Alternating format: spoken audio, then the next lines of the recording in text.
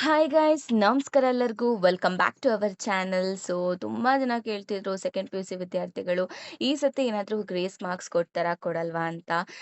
Actually ಈ ಸತಿ ನೋಡಿರೋ ಪ್ರಕಾರ ಎಲ್ಲ papers almost clear and balanced ಆಗಿ ಬಂದಿತ್ತು. ಸೊ ಆಮೇಲೆ ಯಾವುದೇ ರೀತಿ ದೊಡ್ಡ ದೊಡ್ಡ ಮಿಸ್ಟೇಕ್ಸ್ ಇರಲಿಲ್ಲ ಅಥವಾ ಔಟ್ ಆಫ್ ಸಿಲೆಬಸ್ ಕ್ವೆಶನ್ಸ್ ಇರಲಿಲ್ಲ, ಏನೂ ಇರಲಿಲ್ಲ. ಇಂಥ ಸಿಚುವೇಶನಲ್ಲಿ ಗ್ರೇಸ್ ಮಾರ್ಕ್ಸು ಕೊಡುವಂಥ ಚಾನ್ಸಸ್ ಕಡಿಮೆನೇ. ಆ್ಯಕ್ಚುಲಿ ಅದ್ರ ಬಗ್ಗೆ ಏನೂ ಒಫಿಷಿಯಲ್ ಅನೌನ್ಸ್‌ಮೆಂಟ್ ಆಗಲಿ ಅಥವಾ ಅವ್ರ ಕನ್ಫರ್ಮೇಷನ್ ಆಗಲಿ ಬೋರ್ಡ್ ಕಡೆಯವರಿಂದ ಬಂದಿಲ್ಲ. ಈ ಥರ ಅಂತ ಅಂದರೆ ಏನು ಹೇಳ್ಬೋದು, ಗ್ರೇಸ್ ಮಾರ್ಕ್ಸು ಕೊಡೋದಿಲ್ಲ ಅಥವಾ ಕೊಡುವಂಥ ಚಾನ್ಸಸ್ ಕಡಿಮೆನೇ ಇದೆ ಅಂತಲೇ ಹೇಳ್ಬೋದು.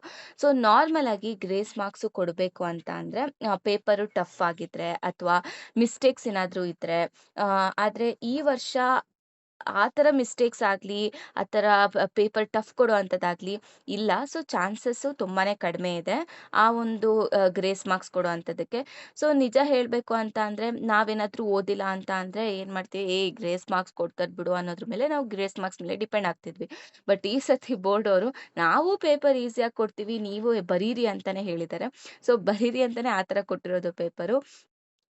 ಈಗ ಪ್ರೆಸೆಂಟಲ್ಲಿ ಏನಂತ ಅಂದರೆ ಯಾವುದೇ ಸಬ್ಜೆಕ್ಟಿಗೆ ಯಾವುದೇ ರೀತಿ ಗ್ರೇಸ್ ಮಾರ್ಕ್ಸ್ ಅನೌನ್ಸ್ ಆಗಿಲ್ಲ.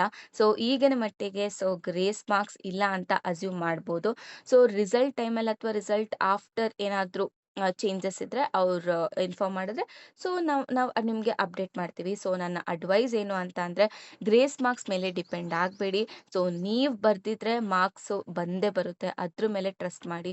ಮಾರ್ಕ್ಸ್ ಕಡಿಮೆ ಇದ್ದರೆ ರಿವ್ಯಾಲ್ಯೂಯೇಷನ್ ಆಪ್ಷನ್ ಯೂಸ್ ಮಾಡ್ಬೋದು. ಫೇಲ್ ಆಗಿದ್ರೆ ಸೆಕೆಂಡ್ ಎಕ್ಸಾಮ್ ಬರಿಬೋದು. ಓಕೆ, ನೀವು ಫಸ್ಟ್ ಎಕ್ಸಾಮ್ ಫೇಲ್ ಆಗಿದ್ರೆ ಅಲ್ಲೇನು ಫೇಲ್ ಅಂತ ಬರುತ್ತಾ? ಇಲ್ಲ. ನಾಟ್ ಕಂಪ್ಲೀಟೆಡ್ ಅಂತಲೇ ಬರುತ್ತೆ. ನೀವು ನೆಕ್ಸ್ಟ್ ಎಕ್ಸಾಮು ಹೋಗಿ ಬರಿಬೋದು. ಅಲ್ವಾ, ಪಾಸ್ ಆಗ್ಬೋದು. ಸೊ ಓವರಾಲ್ ಈ ವರ್ಷ ಯಾವುದೇ ರೀತಿ ಗ್ರೇಸ್ ಮಾರ್ಕ್ಸ್ ಇಲ್ಲ. ಅಫಿಷಿಯಲ್ ಅಪ್ಡೇಟ್ ಕೂಡ ಏನಾದರೂ ಆ ಕಡೆಯಿಂದ ಬಂದಿಲ್ಲ. ಬಂದರೆ ನಾವು ನಿಮಗೆ ತಿಳಿಸ್ಕೊಡ್ತೀವಿ. ಓಕೆನಾ? ಇದಾಗಿತ್ತು ಇವತ್ತಿನ video. Thank you so much.